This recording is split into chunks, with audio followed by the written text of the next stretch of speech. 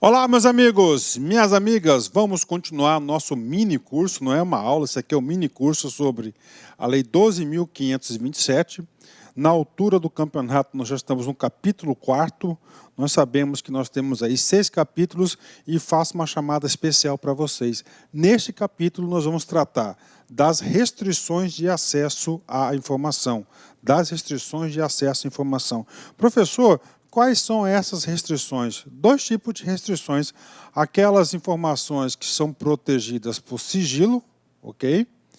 E as outras informações que são consideradas informações pessoais, né? Então, esses aqui são os dois tipos, né, os 2 blocos de informações que são sujeitas à restrição. Professor, por que sujeitas à restrição? Primeiramente, você tem que entender na altura do campeonato que essa aqui é uma lei que está regulando o quê? O direito constitucional de acesso a informações, ou seja, regra geral.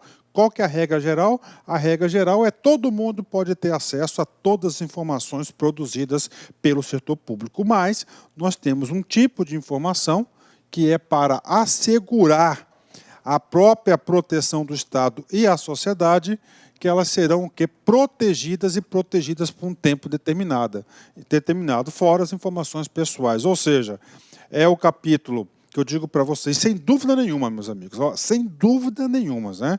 É o capítulo na qual nós temos aí mais exercícios, é o capítulo de maior incidência de questões de prova. Inclusive o seguinte, nessa aula nós temos aí 35 slides, dos 35 slides, vocês podem ter certeza que nós vamos resolver 10 questões de concurso. Por quê, professor? Porque é o mais cobrado. Ou seja, nesse capítulo, se você estiver aí um pouquinho cansado, com sono, para o vídeo, vai descansar, vai refrescar um pouquinho a cabeça, o corpo, dá uma respirada depois e vem assistir esse vídeo porque é muito importante, ok? Vamos lá. Então, este capítulo ele é organizado em 4 sessões. A primeira sessão traz sobre as disposições gerais.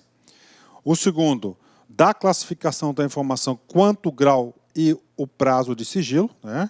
O grau de sigilo nós já sabemos, são 3 graus de sigilo, reservado, reservado, secreto e ultra-secreto, e o prazo do sigilo, né? Por exemplo, reservado, 5 anos, secreto, 15 anos, e ultra-secreto, nós temos aí 25 anos. Na seção 3, nós vamos trabalhar da proteção e do controle da informação sigilosa. A seção 4, dos procedimentos de classificação, reclassificação e desclassificação, ou seja, não é qualquer autoridade, não é qualquer pessoa que pode classificar uma informação, por exemplo, como uma informação de ultra-secreta. Tem as pessoas, tem as autoridades competentes para classificar determinada informação. E, finalmente, a seção 5 trata das informações pessoais, ou seja, o capítulo 4º é o capítulo mais longo, o capítulo de maior conteúdo, são 5 sessões aí para vocês, ok? Vamos lá, seção 1, vamos lá. Primeiro, disposições gerais. Eu vou ler, vamos ver se vocês conseguem entender. Tem pegadinha aqui, hein? Presta atenção. Não poderá ser negado acesso à informação necessária à tutela judicial ou administrativa de direitos fundamentais. Professor, não estou entendendo, professor. Vamos lá. O que o legislador quis dizer nesse artigo? Vamos lá. Juízo de valor. Vem comigo, pensa. Primeiro, regra geral. Todo mundo tem direito à informação. Essa é a regra geral. Algumas informações vão ter o quê? Acesso restrito. São aquelas classificadas com grau de sigilo, ok? Ok. O que fala aqui? Não poderá ser negado acesso à informação necessária à tutela judicial ou administrativa de direitos humanos. Ou seja, eu, professor Luiz, tenho uma demanda judicial, uma tutela judicial, e eu preciso de uma informação que está classificada como reservada. Lá na justiça, eu preciso dessa informação para quê? Para provar que eu sou inocente, estou sendo acusado pelo Ministério Público, por exemplo. O que acontece? Neste caso, tá certo? O único caso que é quebrado o quê? A proteção da informação classificada como informação sigilosa. Então, preste atenção, isso aqui é a exceção da exceção. Nós estamos estudando qual capítulo? Nós estamos estudando aqui, o capítulo das restrições de acesso à informação. Ou seja, aqui vai regular todas as situações de quê? Todas as situações que envolvam restrição, mas que para o exercício da tutela judicial ou administrativa de direitos fundamentais, você pode, aí o Estado não pode negar o acesso a essa informação. Atenção, essa é a única exceção e isso cai muito em concurso. Bacana entender o que está escrito aí, qual que é o significado do legislador. Parágrafo único, muito importante também.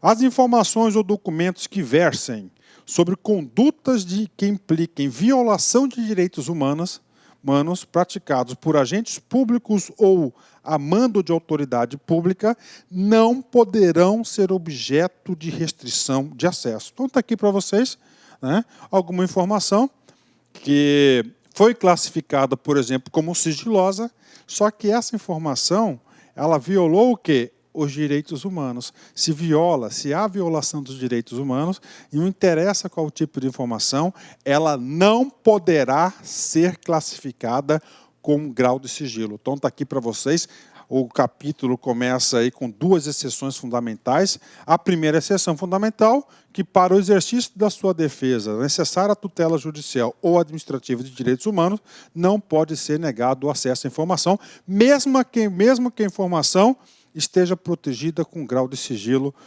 esteja protegida com sigilo. E o parágrafo único diz o seguinte, olha, não tem proteção à informação aquelas informações que impliquem desrespeito aos direitos humanos por agentes públicos ou a mando de autoridades públicas. Bacana? Fechou, né? Ótimo. STJ, CESP 2015, analista. De acordo com a legislação em vigor, não poderá ser negado o acesso à informação necessária à tutela judicial ou administrativa de direitos fundamentais. Ou seja, essa questão é uma questão que está prevista na Lei 12.527, nós já lemos isto, né? É uma lei que está rigorosamente prevista no artigo 21 da lei. Só fazendo uma leitura da lei do artigo 21, está aqui, ó, caput da lei, ó, não poderá ser negado acesso a informação necessária à tutela judicial ou administrativa de direitos fundamentais, né? Ou seja, o que está dizendo aqui? Essa questão está correta, só para reforçar um pouquinho mais, se você precisa de alguma informação e essa informação esteja aí classificada com grau de sigilo, se essa informação que você precisa é para se defender na justiça, para tutela judicial ou administrativa de direitos humanos, não pode ser a ela negada essa informação para você. Somente para você, nesse processo, não pode ser negada a informação. Bacana? Questão correta. Quem estuda aqui no LAC acerta todas as questões, com certeza, né? Bacana? Vamos lá, continuando. Artigo 22. O disposto nessa lei não exclui as demais hipóteses legais de sigilo e de segredo de justiça, nem as hipóteses de segredo industrial decorrentes da exploração direta de atividade econômica pelo Estado ou por pessoa física ou entidade privada que tenha qualquer vínculo com o poder público, né? Ou seja, nós temos outras situações, principalmente situações aí de comércio, situações da atividade econômica, que existe o tal do sigilo industrial, segredo industrial, tá? O segredo industrial. Por exemplo, quero dizer para você, não exclui demais hipóteses de sigilo, né? A fórmula da Coca-Cola, né? A fórmula da Coca-Cola, ela é guardada sob 7 chaves, não é isso?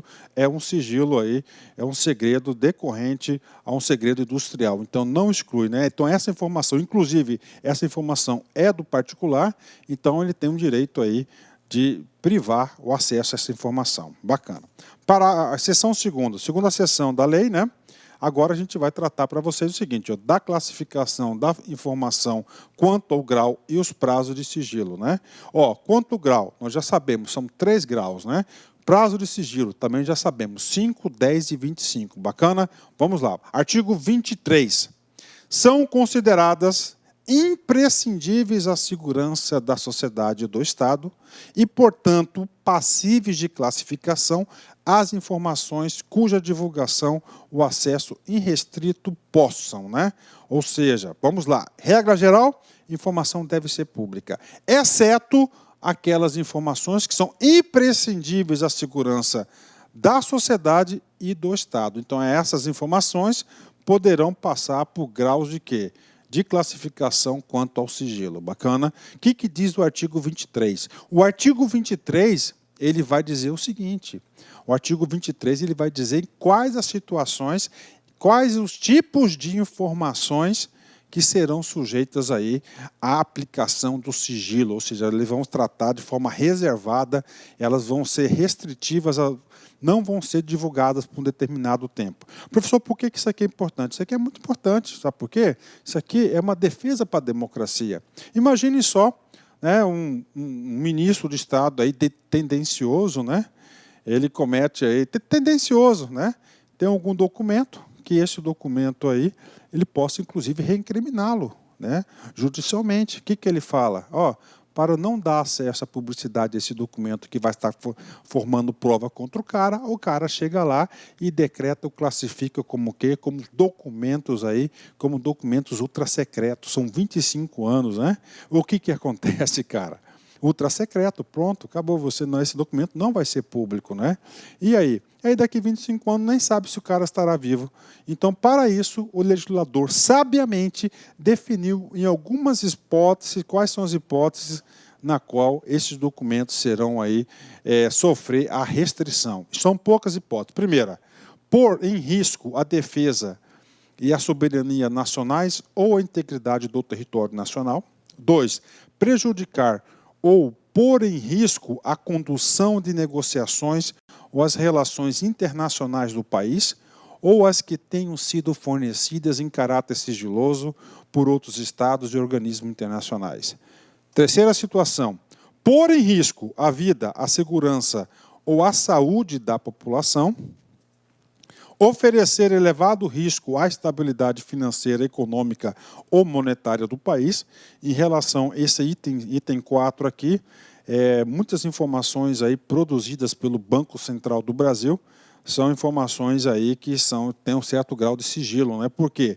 Porque se essas informações forem divulgadas não no momento correto, pode ocasionar o quê? Elevado risco à estabilidade financeira, econômica e monetária do país. 5. Prejudicar ou causar risco a planos ou operações estratégicas das Forças Armadas.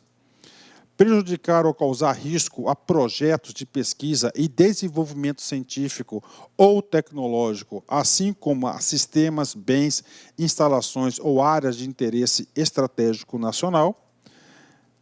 7. Pôr em risco a segurança de instituições ou de altas autoridades nacionais ou estrangeiras e seus familiares. Ou, finalmente, item 8, comprometer atividades de inteligência, bem como de investigação ou fiscalização em andamento relacionadas com a preservação e repressão de infrações, né? Ou seja, na condução do inquérito policial, está protegido pelo sigilo das informações, inclusive isso está no Código Processual Penal.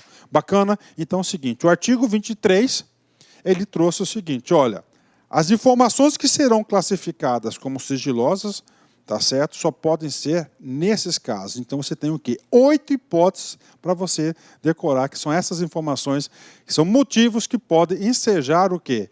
Motivos que poderão ensejar o quê? Restrição de acesso às informações. Artigo 24. Artigo 24, ele já vai tratar qual é o grau, quais são os graus, perdão, que de sigilo que essa informação pode receber. A informação em poder dos órgãos e entidades públicas, observado o seu teor e em razão de sua imprescindibilidade à segurança da sociedade ou do Estado, poderá ser classificada como ultrasecreta, secreta ou reservada. De novo, ultrasecreta, secreta e reservada. Gente, atenção, maior potencial de questões, maior probabilidade de ser cobrado em prova é esse cara aqui, tá? Isso aqui, quem diz é a estatística. Professor, e aí? Aí eu tenho que fazer para vocês, tá? Um comentário muito interessante. Vou fazer o comentário com a questão em seguir. Vem comigo. Olá, meus amigos, minhas amigas. Quero fazer um convite muito especial para vocês. Convido vocês a fazerem o nosso curso, a nossa isolada sobre a Lei de Acesso à Informação, Lei 12.527. Essa isolada, o professor Luiz Antônio aborda todos os artigos da Lei 12.527, Lei de Acesso à Informação. São 6 partes. Por que 6 partes? Cada parte é um capítulo da lei. O professor subdividiu por quê? Para a gente poder potencializar cada capítulo. Nesse nosso curso, nessa nossa isolada, eu trabalho todos os artigos da lei com muitos exercícios. Eu tenho certeza absoluta, papo reto com vocês. Isso aqui não é uma aula superficial, é uma aula detalhada, é uma aula exaustiva. Garanto para você o seguinte, que se você assistir essa videoaula de ponta a ponta, tá? De ponta a ponta, você estará preparado para acertar qualquer questão sobre a Lei 12.527 de qualquer banca de concurso no país, no Brasil. Pode ter certeza disso. Então, olha só. Quanto custa, professor, essa isolada? Apenas aí R$20. R$20 você tem acesso a essa isolada e você terá acesso aí durante 30 dias e nesses 30 dias você poderá assistir quantas vezes quiser e na hora que desejar. Tá certo, meus amigos? Um forte abraço e espero vocês aqui no LAC. Fui, tchau! Clique LAC.